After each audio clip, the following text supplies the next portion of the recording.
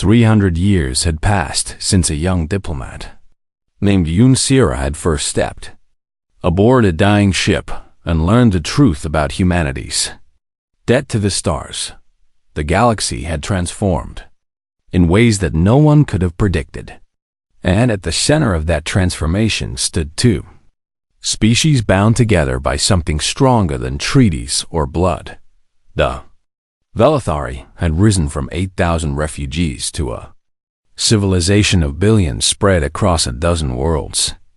Their population thriving, their culture flourishing, their ancient traditions renewed and enriched by 3 centuries of partnership with humanity, and they had never forgotten.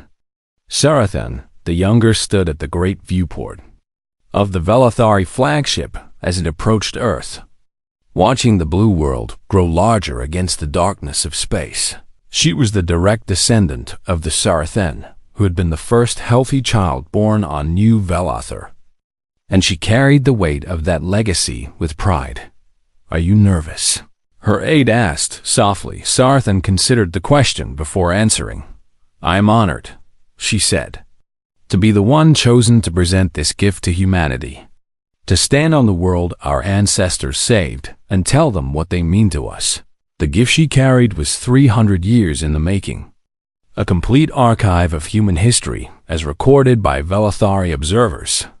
Every act of kindness documented, every sacrifice remembered, every moment of compassion preserved for eternity.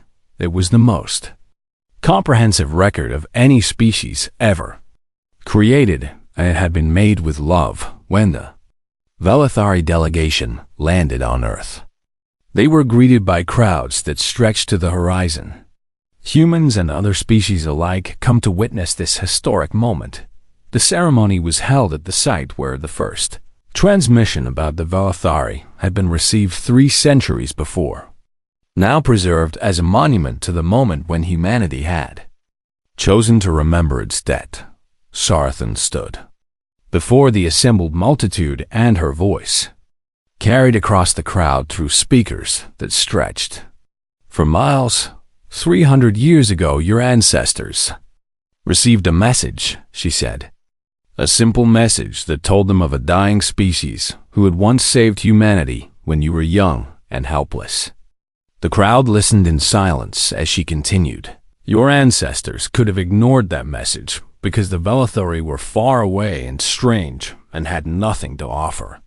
Sarathan said, they could have sent token aid and then forgotten us as so many others did.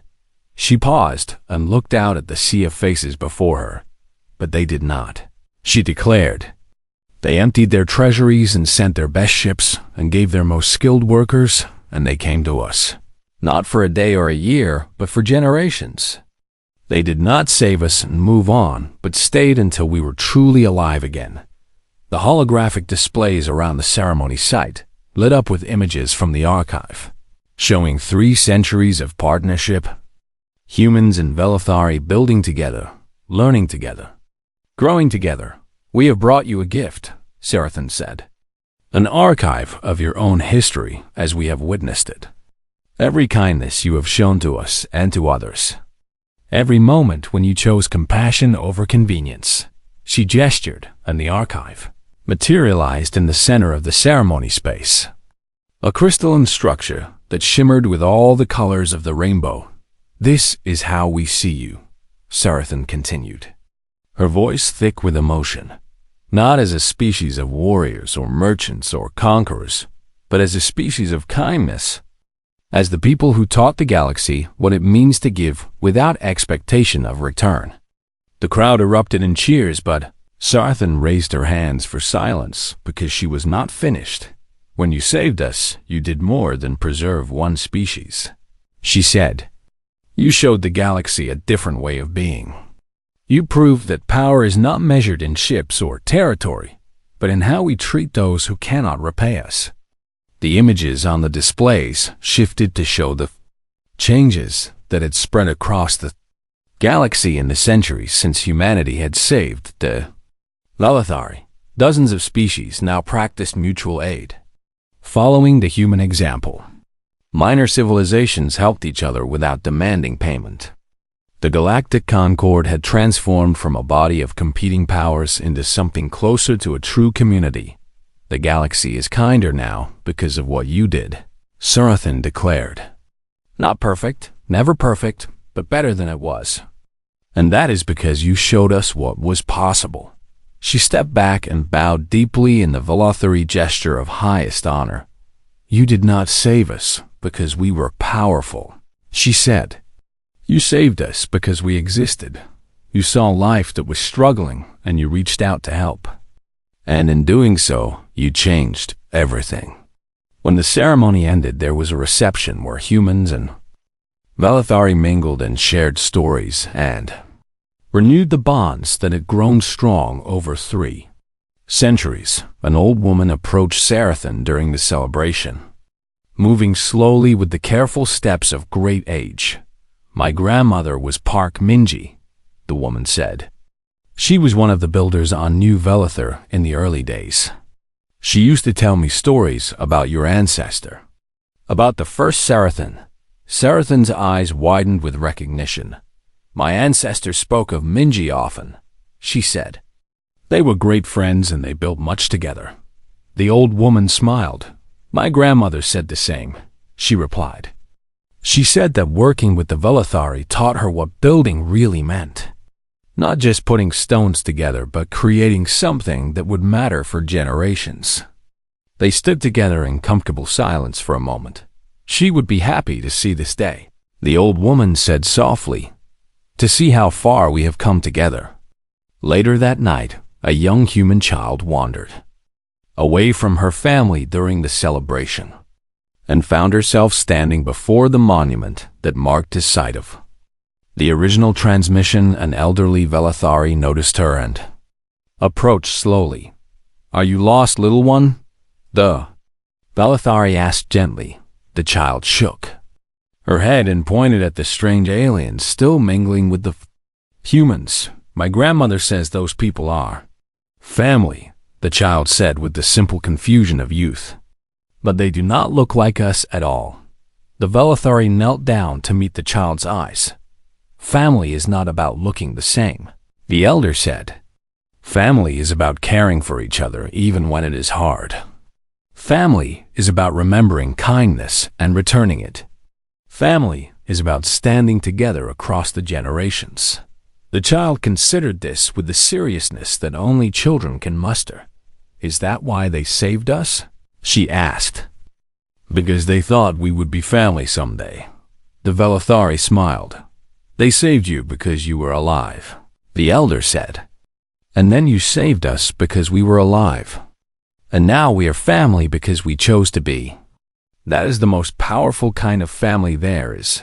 The child nodded as if this made perfect sense. Far away on New Velothar, a statue stood in the central square of the first city. A sculpture of a human hand and a Velothari limb clasped together in friendship. The inscription at the base was simple and it had been read by billions over 3 centuries. They saved us once and we will love them forever. And as long as stars burned in the sky, the promise would endure. Because some bonds are stronger than time itself, and some kindnesses echo through eternity.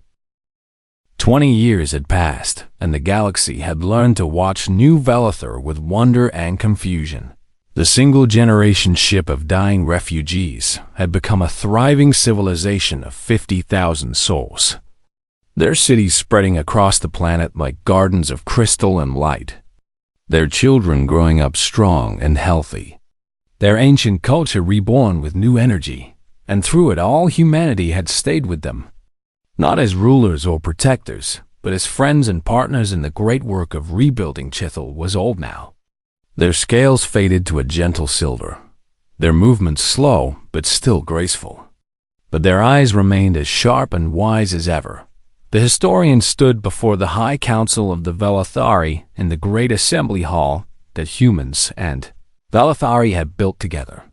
And the words they were about to speak would echo through galactic history. For 8,000 years, our language has remained unchanged, Chithel said. their voice carrying to every corner of the vast chamber. We have added no new words because we believe that our language held all the wisdom our ancestors could give us.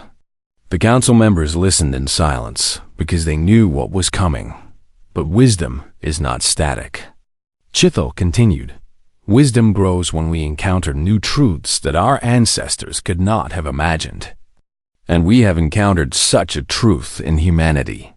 The historian paused and looked around at the assembled Velathari and the human guests who had been invited to witness this moment.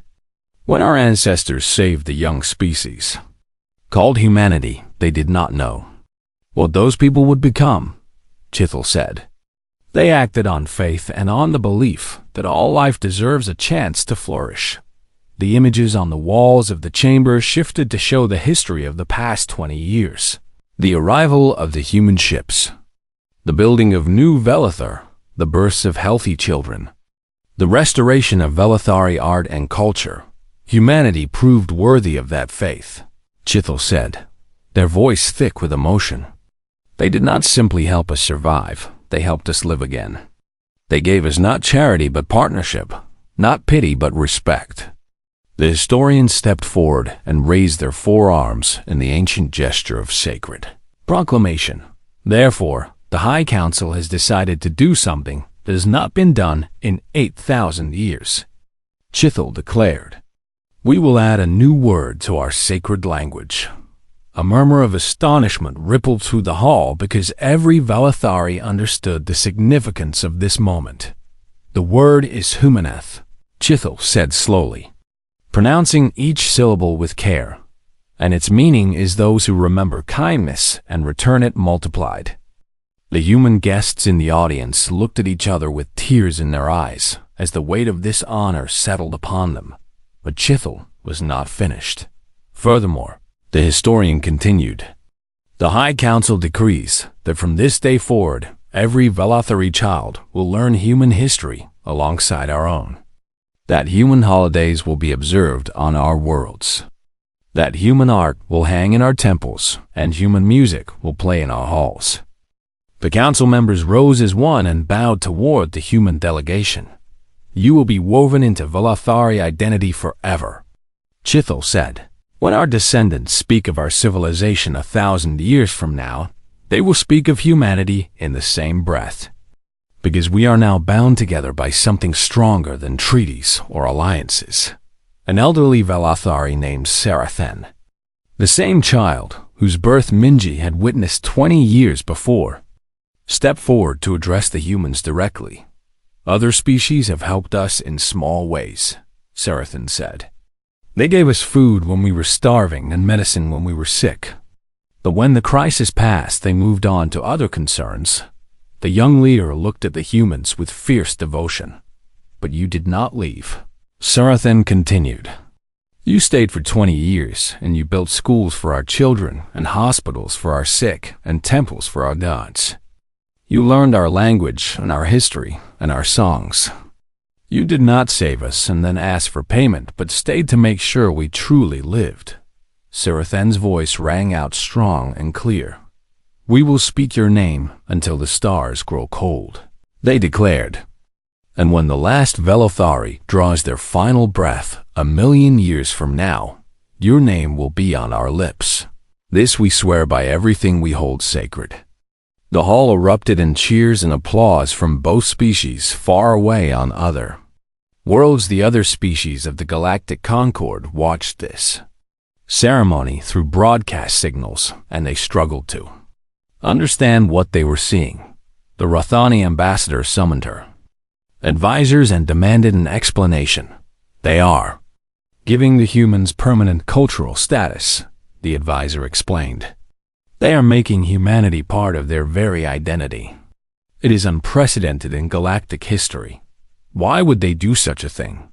the ambassador asked. Still confused, the advisor hesitated before answering. "Because they are grateful," they finally said. "And because humans showed them a kind of kindness that we have forgotten exists." The Rothani ambassador sat in silence for a long time thinking about what she had seen on the Karathi homeworld. The military council watched the ceremony with different eyes. The humans have gained a powerful ally without firing a single shot. A general observed. The Volathari will defend them to the death now. Not out of obligation, but out of love. We should have helped the Volathari ourselves, another general said with regret. We could have had such loyalty. The first general shook his head. No, he said. We would have helped them and then demanded payment, and the bond would have been broken before it formed. The humans succeeded because they truly did not want anything in return.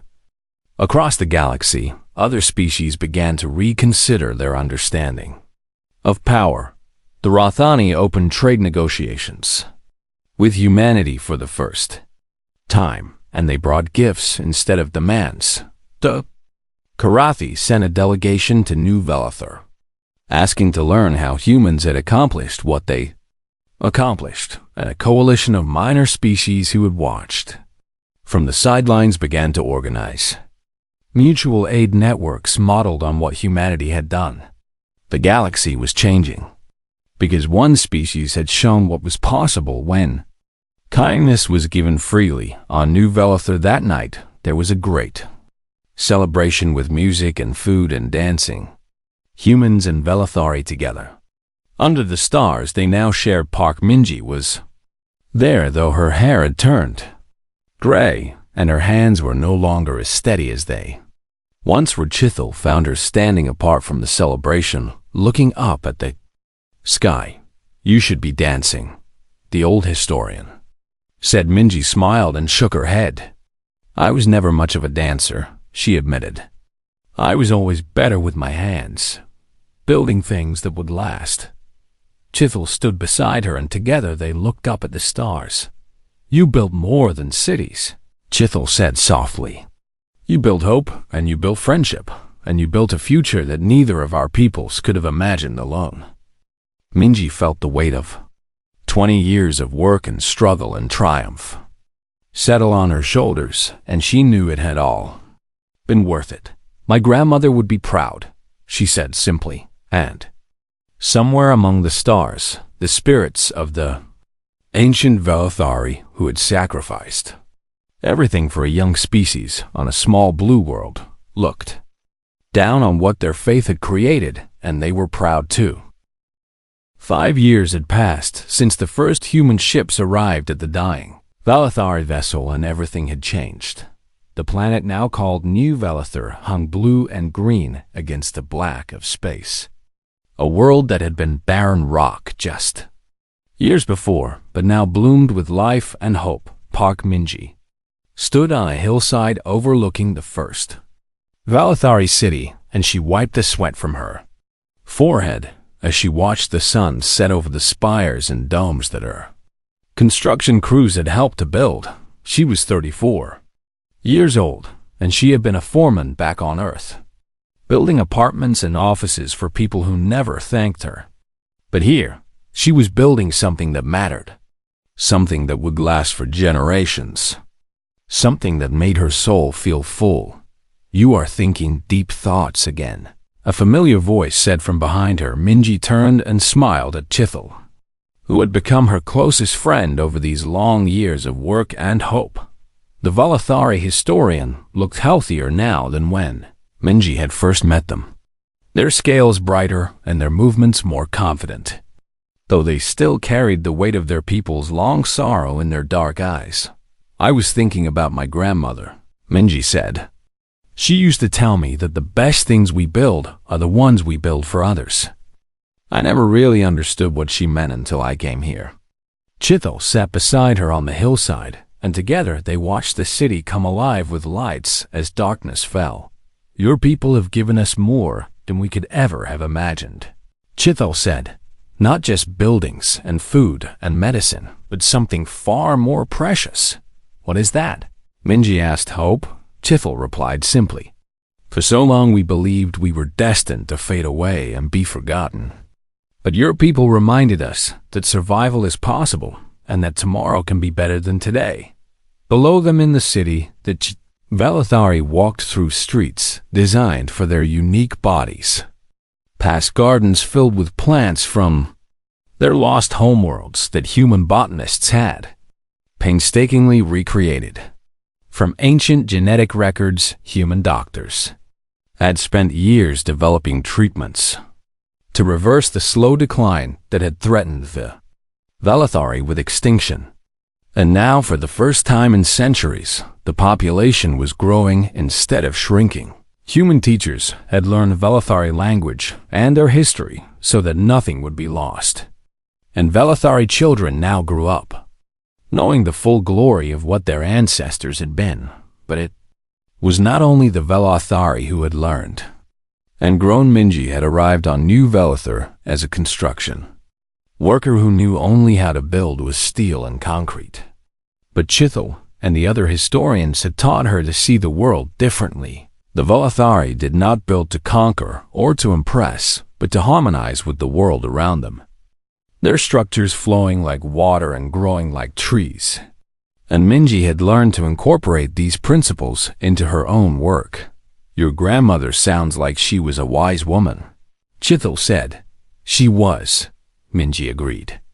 She survived the wars on Earth when she was young, and she always said that the only thing worth fighting for was the chance to help others. They sat in comfortable silence for a while as the stars emerged overhead. Then Chithel spoke again in a softer voice. There are some among your people who question this mission, the historian said. They say humanity is spending too much on a species that cannot repay them. They say it is foolish to give so much when you could be expanding your own power. Minji nodded because she had heard these arguments too. There were voices back on Earth and the colonies who complained that Operation Eternal Gratitude was draining resources that could be used for human needs. That the Velethari were a lost cause, that charity had its limits. Those voices exist, Minji admitted. But they are not the majority, and they are not what humanity truly believes. How can you be certain? Chithel asked. Minji thought about the question for a long moment before answering. Because I have seen the volunteers who keep coming, she said. Thousands of them every year, young and old, rich and poor. All of them giving up comfortable lives to come here and work.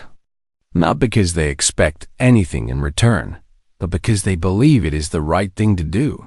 She gestured at the city below them. Those voices of doubt will always exist.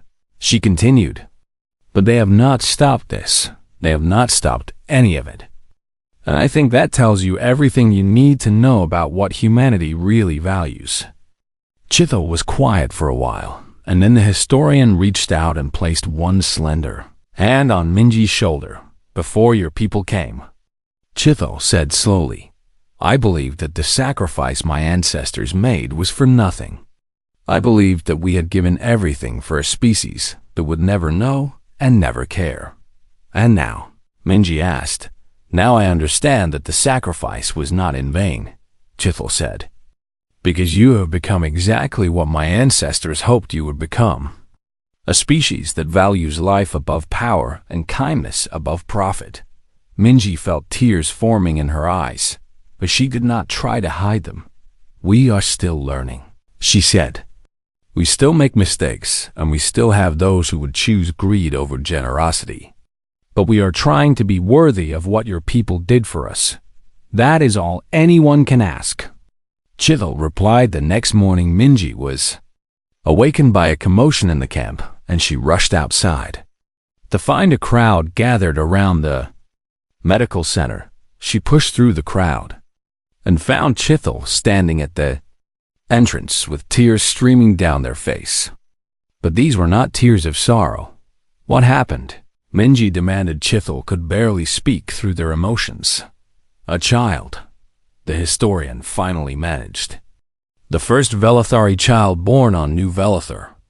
The first child born free of the genetic damage that has plagued us for generations. A perfect, healthy child. Minji's hand flew to her mouth. As the meaning of these words sank in, for 200 years, no Velethari child had survived past infancy because the slow decay of their species had made healthy births impossible. But the human doctors had worked tirelessly to solve this problem, and now they had succeeded. "Can I see?" Minji asked softly. Chithil took her hand and led her into the medical center where a young Velathari mother lay exhausted but radiant, cradling a small bundle of iridescent scales. The baby's eyes were closed and its tiny chest rose and fell with steady breaths, and it was the most beautiful thing Minji had ever seen. "We have a future now," the mother whispered, looking up at Minji with gratitude beyond words. "Because of your people, we have a future." Minji knelt beside the bed and looked at the tiny life that represented the continuation of an entire species. "No," she said gently. "We just helped. This future belongs to you, and you will make it beautiful." Outside the medical center, the sun rose over New Velathar, and the city that humans and Velathari had built together gleamed with the promise of tomorrow.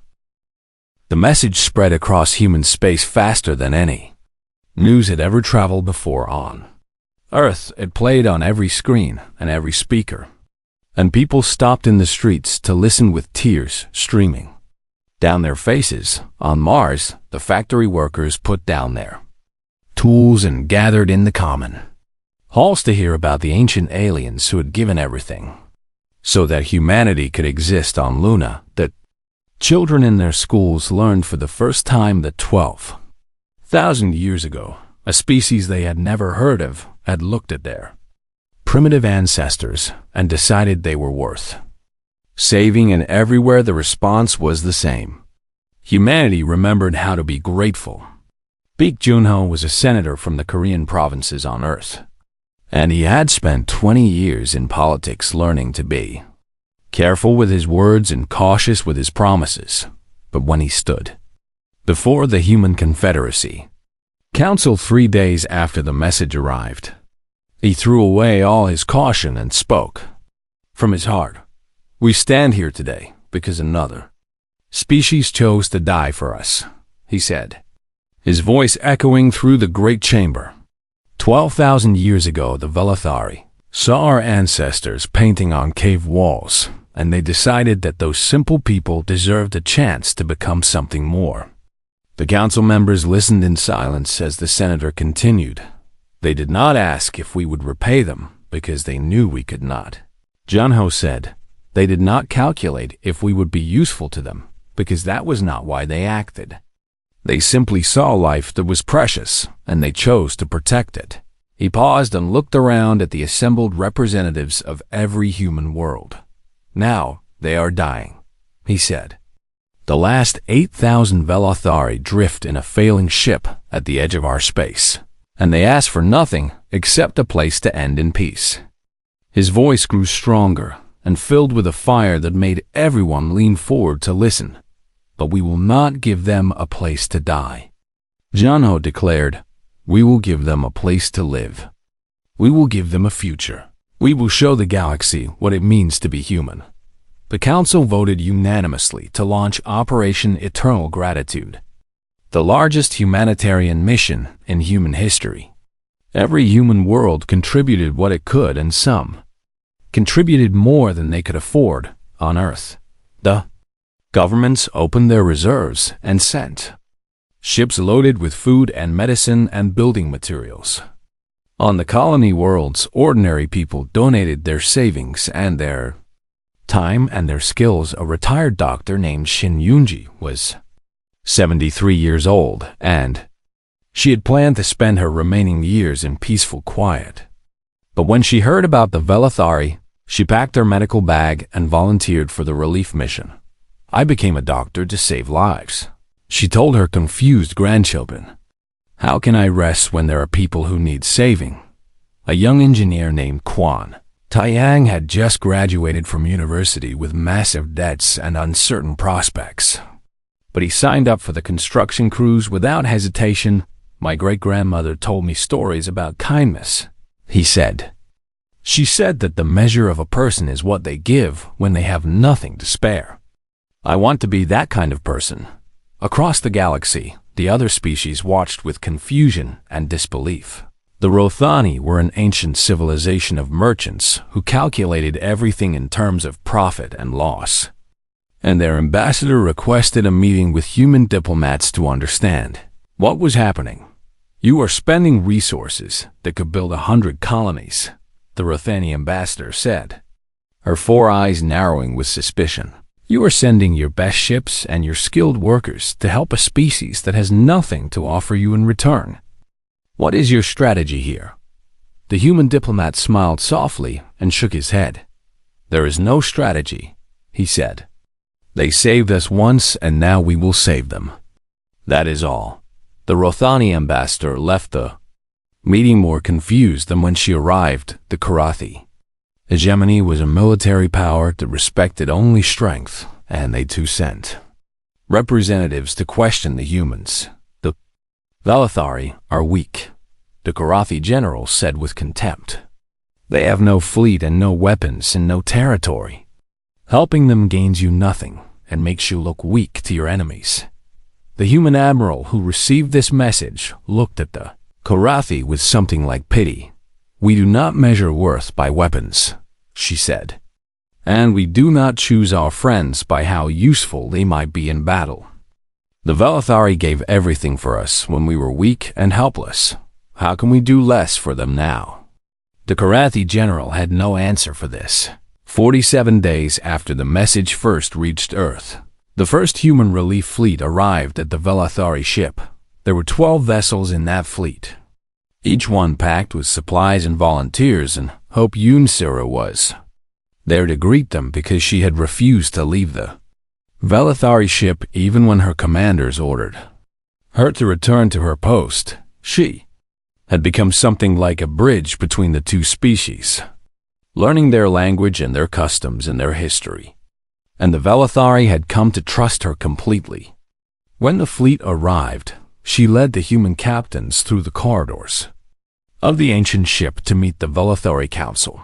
The council was made up of 7 elders, each one old and frail and tired beyond measure, and they had gathered in the great chamber where Chithel had first shown Sarah the truth about their shared history. The human captains stood before them with their heads bowed in respect. "We have come to repay a debt that can never truly be repaid," the lead captain said. "We have brought food and medicine and engineers and everything we could gather, and more is coming." The eldest of the Valathari council members rose slowly from her seat, and her ancient body trembled with the effort, but her eyes were clear and bright. "We did not save your ancestors so that you would repay us," she said, her voice thin but steady. "We saved them because life is sacred and we could not watch it end." The captain nodded and his eyes were wet with tears. "We know," he said, "and that is exactly why we are here. Because you taught us what it means to give without expecting anything in return, and now we will honor that lesson." The elder Valathari looked at him for a long moment, and then she did something that no human had ever seen a Valathari do. She wept. The tears that fell from her dark eyes were silver, and they caught the light like diamonds as they rolled down her faded scales. "We thought we would die alone," she said. "We thought the galaxy had forgotten us, and that our sacrifice meant nothing in the end." Sira stepped forward and took the elder's hand just as she had taken Chithel's hand so many days before. "The galaxy may have forgotten you," she said, "but humanity never will. We are here now, and we will stay with you for as long as you need us." The elder squeezed her hand with surprising strength. "Then perhaps," she said slowly, "perhaps we will not die after all." And in that moment, hope returned to the Valathari for the first time in centuries. The stars had never seemed so cold to Yunsira as they did on that night when she first saw the dying ship.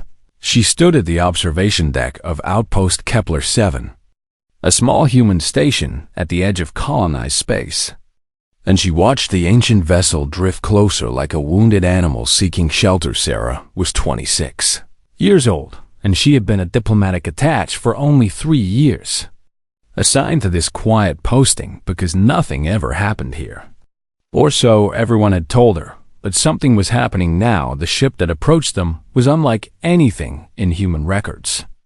A massive structure of organic curves and crystalline spires that caught the starlight and scattered it in rainbow patterns across the void. It moved slowly, too slowly, and Sierra could see the dark patches where sections had failed and the flickering lights that spoke of systems struggling to survive. "We are receiving a transmission," the station commander said, his voice tight with uncertainty. The message that came through was weak and broken, translated by computers that struggled with a language no human had ever heard before. "We are the Velathari," the voice said, thin and exhausted and filled with centuries of sorrow. "We are the last of our kind, and we seek only a place to die in peace. We mean no harm to anyone." Sierra felt something twist in her chest at those words. She had studied dozens of alien species during her training, but she had never heard of the Velathari, and she wondered how an entire civilization could fade so completely that even their name was forgotten. The commander wanted to send them away because protocol demanded caution and resources were limited, and there were forms to fill and permissions to seek. But Sierra looked at that dying ship and she thought about what it meant to be the last of anything, and she made a decision that would change the course of galactic history. "Let me go to them," she said. "Let me at least learn who they are before we turn them away." The commander agreed only because he could not think of a good reason to refuse, and because Sierra had a way of making people feel ashamed of their own coldness. She took a small shuttle across the distance between the station and the ancient vessel, and she docked at an airlock that opened with a sound like a sigh of relief. The Velathari who greeted her was tall and slender, covered in iridescent scales that might once have been beautiful but now seemed dull and faded, with forearms that moved with gentle grace and large dark eyes that held more sorrow than Sierra had ever seen in any living creature. "I am Chithel," the Velathari said in halting but understandable human speech. "I am the keeper of our histories, and I thank you for your kindness in coming to us." Sierra followed Chithel through corridors that smelled of age and desperation, past chambers where other Velathari lay in various states of weakness, past machines that hummed with the last of their power, past murals on the walls that depicted a civilization of incredible beauty now reduced to memory. "How many of you remain?" Sierra asked, and her voice came out as barely a whisper. 7,812, Chithel answered. "We were once billions, and we spanned 100 worlds, and we created art that made other species weep with joy. But that was long ago, before the sacrifice." Sierra stopped walking, and she looked at the ancient historian with growing confusion. "What sacrifice?" she asked Chithel. Led her to a chamber at the heart of the ship, where a great crystal sphere stood surrounded by holographic projectors. And with a wave of one slender arm, the historian activated a display that showed the galaxy as it had been 12,000 years before. "We were powerful then," Chithel said, and the images showed Velathari cities gleaming on countless worlds. "We watched over this region of space, and we recorded the stories of every species we encountered, even those too young to have stories of their own." The display shifted to show a small blue world orbiting a yellow star, a world covered in water and green continents, a world that Sierra recognized with a shock that made her heart stop. "Earth." She breathed. "Yes," Chithel said. "Your world? When your ancestors still lived in caves and painted on stone walls, and had not yet dreamed of reaching for the stars." The display showed a massive wave of cosmic radiation sweeping through that region of space, a storm of particles that would have sterilized any world in its path, a death sentence for all life on Earth before humans had even begun. "We saw it coming," Chithel continued. We had the technology to divert it, but the cost would be enormous, and many of our elders said we should not pay such a price for a world of primitives, who would never know what we had done for them. Sira watched the holographic display with tears forming in her eyes as she began to understand what she was hearing. But others among us believed that life itself was sacred. Chithel said that every species deserved a chance to become what they might become. That the measure of a civilization was not what it gained, but what it gave. The display showed Velithari ships flying into the path of the radiation storm, using their technology to redirect it away from Earth at the cost of their own worlds, their own people, their own future. We saved your ancestors, Chithel said simply. And in doing so, we destroyed ourselves. Not all at once, but slowly over thousands of years as our empire crumbled and our numbers dwindled and other species forgot we had ever existed. Sira stood in silence for a long moment as the weight of this revelation pressed down upon her. Humanity existed because the Velithari had chosen to sacrifice everything for a species they would never meet. For people who would never know their names? For a future they would never see. Why? Sira finally asked. Why did you do it? Chithel looked at her with those ancient, sorrowful eyes, and the answer came soft and simple. Because you were alive, the historian said. And life is precious, and we could not watch it end when we had the power to save it. Sira reached out and took one of Chithel's 4 hands in her own, and she held it gently as she made a promise that she had no authority to make. I will tell them, she said. I will tell all of humanity what you did for us, and I swear to you that we will not let you die alone. That night, Sira sent an unauthorized transmission to Earth, breaking every protocol and risking her entire career for a species she had just met. The message was simple, and it spread across human space like fire through dry grass. They saved us, it said. Before we were anything at all, they saved us, and now they are dying. And they have no one else. Within hours, the message had reached every human world, and within days, everything had changed.